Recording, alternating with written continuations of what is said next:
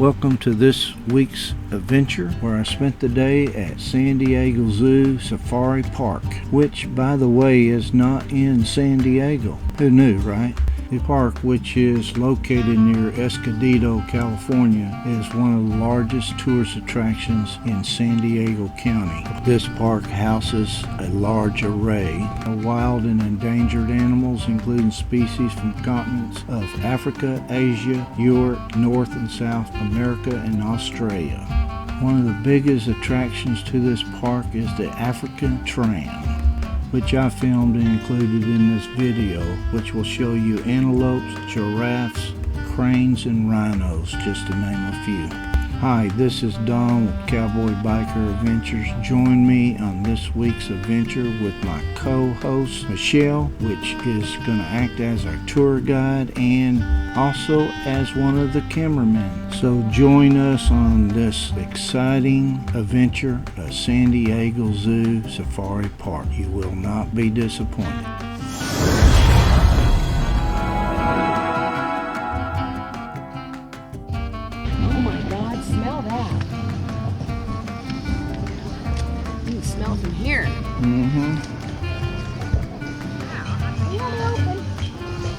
Just buy tickets.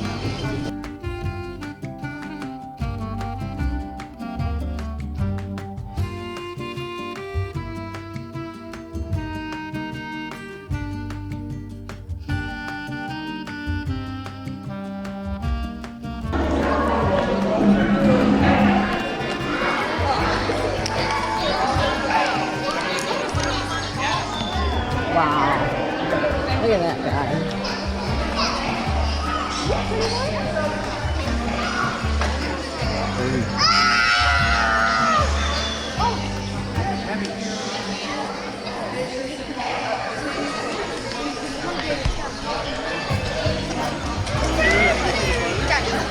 First up is birds. If birds are not your thing, hold on. Later I'll have some really fantastic stuff. Gorgeous. Mm-hmm. Open it for you? Yes.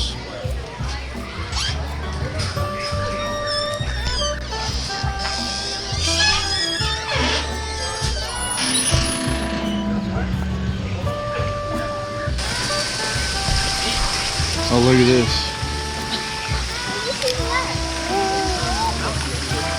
Coming down the coast for you. Oh my God. Mm-hmm. Oh, there's one right here. This tells you what kind of birds they are. Look at the nest. Oh wow! Oh!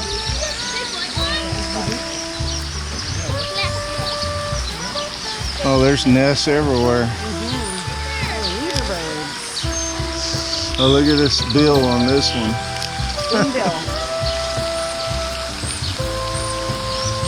Oh, look at this one over here. Pointed bill. Oh, look at this. Posing over there.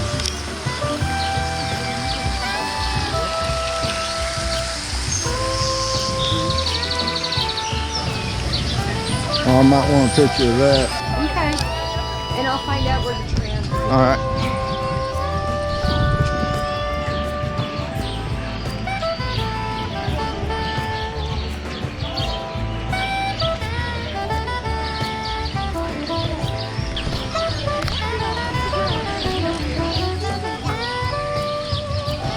Lady over there is drawing, sitting down drawing the birds. Cool. Okay, so the trams, we got to go by the line camp. What's that? It's by the line camp. We can just follow the signs. Okay. Okay? Okay. You want to stop and take pictures on the way down? Just let me know. Only bring a porcupine out for special events. There's not like a porcupine enclosed. It's like Six Flags without rides. Oh, it's better than Six Flags. Well, the rides. Good morning. Six Flags is better than Disney. We'll see all this on the way back. Six Flags is better than Disney? Oh, yeah. To me it is, because I like the scary rides. I like those high rides. I like roller coasters. You can go inside and pat them. I figured that was a petting zoo. Yeah.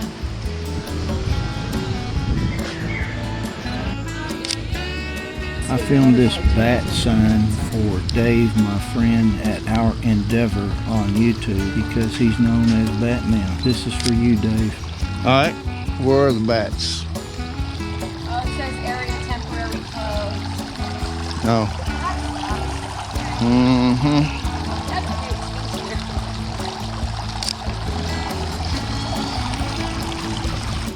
Hidden jungle. That's where the butterflies are at. Oh, really? Oh, maybe you want to say lorikeets if you want to feed them. Don't come on your arm. I've seen one couple wearing masks, and I could get it. I get it if you're around, you know, in line or maybe on the train, but walking out here, no. You're not going to get COVID from the trees. Right. Or the grass. Oh, there he is on top of the hand. You see that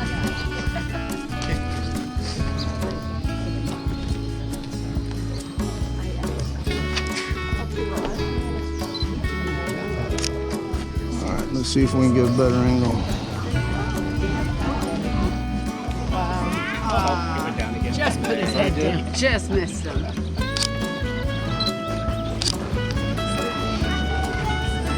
Where's a piece of raw meat when you need it?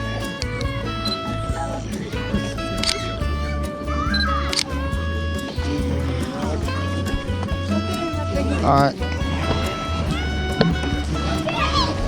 Wait time 30 minutes. Line closes at 5:30. Yeah, it's open. I was thinking maybe that one, but in front. Wherever you want. Some good shots. Okay, let's go front. Maybe the left. Okay. And you can always stand up. If you are next to a door, please do not lean on it heavily. They're not locked, they're only latched. Please do not open them until we come back to the station at the very end of the tour. While we are in motion like this, please remain in your seats. However, if we do come to a complete stop, which we will do a few times along the way, that's your chance to stand up and take a photo or a better closer look. Then sit back down once we start moving again. Over to our left side, many other animals are able to be seen. We've got the giraffes, all of the land mammals, including 2 baby giraffes born just within the past few months. Look for the extra tiny and adorable little giraffes by the tall structure. We also have some Cape buffaloes out there with the black coats and battering rambling horns on the right to this lagoon, including the largest flamingo species, the greater flamingos, with their tails hanging out. Some of that coloration from pigments like carotenoids found in their diets, which can include crustaceans and algae, reddish pigments and foods that they filter out from the water and mud with their shiny looks like the birds are out on the bird barn to our right. They like to hide during the daytime to stay nice and cool under the shade of the trees, but at least some of them are out like the sacred ibis with their curved black beaks. You can see them right next to us to our right-hand side, perhaps looking around for some insects or other food to peck at. One of them cleaning itself, using its beak to clean and straighten those feathers out, keeping itself not only clean, but keeping those feathers functional. If you keep your eyes to the right though, you're likely going to find the rest of them. Yeah, there they are. In this little area beneath the trees and bushes to our right, we've got some African crown cranes. Kind of like those we saw earlier. Again, looking like they're wearing crowns of yellow feathers on the heads. But if you look more towards the fences, you'll find some black and white feathered birds back there. Those are vultures. Lupo's vultures, scavengers that eat carrion, dead animals. That's a really good tip, because the raw carrion really helps to prevent the one of the animal species that will encounter along the way. Their tails are soft and wet on the bottom. Why? Why not just be tan all around? It does a good job blending in, camouflaging with their tan-colored surroundings, makes them less obvious targets for predators. So why disrupt that then with a bright white underside? First of all, good question. Second of all, well, it's not just them, but many antelopes actually have these white undersides. And that indicates to us that there's probably good reason for it. Probably some kind of advantage that it provides. And that advantage has to do with where they live. Because many antelopes live in areas near deserts, or at least areas with lots of bright ground. Yeah, they put food on Sand, it. of course, is very bright and reflective. It reflects sunlight and heat right back up at their bellies. Like living on a warm stove all day, which is a big problem, as you might imagine. So to deal with that problem, many antelopes have adapted. White is a reflective color. And just like we put reflective sunshades on the dashboards of our cars to keep our cars cool, especially in a bright sunny day like this, well, they've got their sunshades on their tummies to keep their internal organs functioning properly. Keeps them alive and thriving despite such harsh conditions out in the wild. That's a really great color for them to be. And as you look at the sable antelopes now to our left with the dark chocolatey brown coats, when they're laying down, even though they have white bellies, when they lay down, they're covering up the ground beneath them, and they're simultaneously covering up their white undersides, maximizing the camouflage anyway. So it really is a great color scheme. And also, you might notice that they've got stripes on their faces, the dark bands lining up with their horns, making them look longer, stronger, more intimidating. Because again, deserts not really known for abundant resources. They're often, animals that live in those environments are often in competition with each other, for food. Or they have any opportunity to survive not too long from now. But you might want to... I think the most like famous one is like the Rothschild. Just pull up my head to get face to face with some literal giants of our planet, giraffes. This one here right up ahead, this full-grown male giraffe reaching right onto the wall. I don't want to spook him, but he's demonstrating just how amazing their reach really is. You getting this? Yep. Look at that. 16 days of being height. Oh my gosh, she's ridiculous. They've got long legs, they've got long necks, they've got long tongues. About an inch of tongue when you put a pipe that they have. Look at that tongue. Yeah. That's the Wow. on your arm, or at least the forearm, about a inch. Wow. I got a good shot of this. Prehensile. Maneuver around precise control, wraps around branches of even thorn trees and acacias that they're fond of eating from. So, of course, He's not shy at having all. that tongue around, Used to it. You can't get any closer than this. No. some juvenile giraffes out there. Just about a year He old. wants that flower. Baby giraffes start off life close to 6 feet It's tall. a weed, actually. Imagine giving birth Yeah. to a 6-foot small baby, then watching them figure inside. Needs flower. About the size of a 2-story You house. got it. Pardon the weeds, feed the bees. I've got you do this too in the middle of Oh, really? Okay. I think this is probably going to be the best opportunity to get up close to the giraffes all day. They usually don't come up so close like this. Yeah, never have I seen him. Good morning. It's a great time to be there today. Wow. So even giraffes, despite being one of the largest and strongest animals on Earth, with kicks far enough to take out lions, even they have been succumbing to habitat loss and wildlife trafficking. As studies have found within just the past 30 years, close to 40% of the world's giraffe Look at all their population nest in there. has been wiped out. The mud on top of the ceiling, the holes in them, those are swallow nests. Get a picture. All the inside, see inside all those holes? Those are swallows' nests. All on the roof. Wildlife trafficking, doing what we can to reduce habitat loss and reducing resource and energy consumption. Doing what we can while we can. Those are the ones at Pio Pico. So I do thank you all for your support. Cool. To help protect our wildlife. See how they're swimming in the right holes? Little tiny holes. Uh-huh. They build them out of mud. Even when the day That's why I said I wanted to go put some water in that hole so they had more water. Well, they don't have Check out the website wildwatchkenya.org. Claustrophobia? No. And the best part, They bring their babies back to the same nest. scientists at wildwatchkenya.org. Now, to our left, we've got two more large species animals. The large 10 antelopes to our left are the Flamingos. They are the largest antelopes I didn't know that you tried to get But we also have right past them some Cape buffaloes who are also quite large. In fact, the Cape buffalo's dark colors suggest that they're not trying to hide, they're just trying to stand out, advertising their presence to others, as they are more than capable of defending themselves even from lions. That guy right there. Yep, I got them. But you'll also notice that both of them, Look how the small one's as well getting as on the quite a few mud. of the other antelopes that we've already encountered, when they're gathered together like this in their herd, they're usually facing away from each other, forming a full 360-degree view of their surroundings so that if one of them notices something threatening, they can alert the rest of the herd. This alert circle behavior is one of the most effective strategies for survival. What behavior will likely see others utilizing along the way too. And before we continue on, we've got some more antelopes here. The Get Spot with the gray coats, the black and white stripe pattern.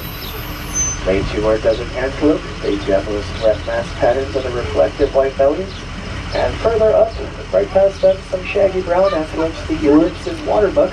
Around their tails, you see those white elliptical ring-like patterns called follow marks. That allow them to follow each other on instinct, just keeping their eyes locked in on those rings. Ensures that they've got a black rhino in the herd. Right there. This one. Like the Aria, the female black rhino. If that is her, then that would mean There's the another male one right partner there. Kinsey is this one right beneath the tree coming up to our left side here. It's a bit smaller than the other is. You can see it wiggling around his ears, those cup-shaped ears that swivel and scan their surroundings like satellite dishes. Rhinos have excellent hearing, pretty good sense of smell too. Not very good eyesight, seeing only about 10 feet ahead of them with any clarity, but more than making up for it with their other senses. We've got magnificent view to our left, but we've got more round antelopes to our right too, right on the other side of the pond. And on the island itself, some pelicans, some pink-backed pelicans here, so let's just pause for a moment to look around and enjoy.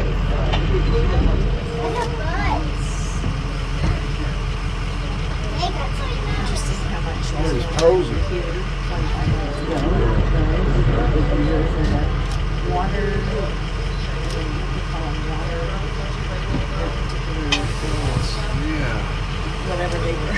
This is certainly one of my favorite places to be in the park. Each time I'm up there, the view is always different. Depending on the time of day, depending on the time of year. A little straight box down below the animals and plants. Also has reflective white bellies, but we have now to our right side, up on the hill to our right, look at this, bright white all around. These scimitar horned oryx are indeed desert antelope as well. But at one point they were extirpated, meaning extinct in the wild, almost completely wiped out from habitat loss and wildlife trafficking. But they still exist today, thankfully. Oh, look at them chasing one another. They still exist today because before it was too late, they were brought to facilities like ours.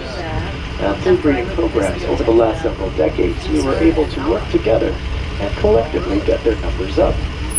From 2007, we started reintroducing them back into the wild, back into the regions of North Africa that they once belonged to, and can once again be a part of. I love talking about them because for me, they're a symbol of exactly what they do here, including the little baby giraffe up on the hilltop. Amongst the rest of the towers, a group of giraffes, one of them reaching right up to that tree. As you experience wildlife firsthand for yourselves, I hope that it becomes very clear, folks, that they exist. They're alive, just like you and me.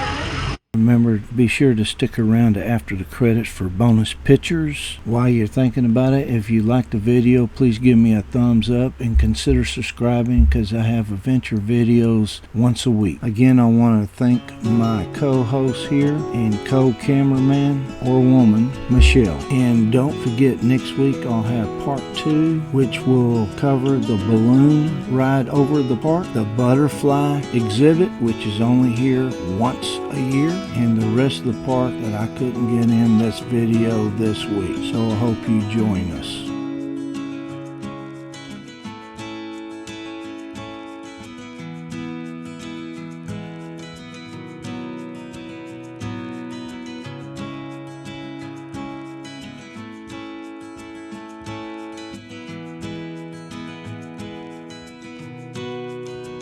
Thank you for sticking around to After the Credits for bonus pictures. Here are some of my favorite pictures I took that day out of the hundreds of photos I took. I hope you enjoy them.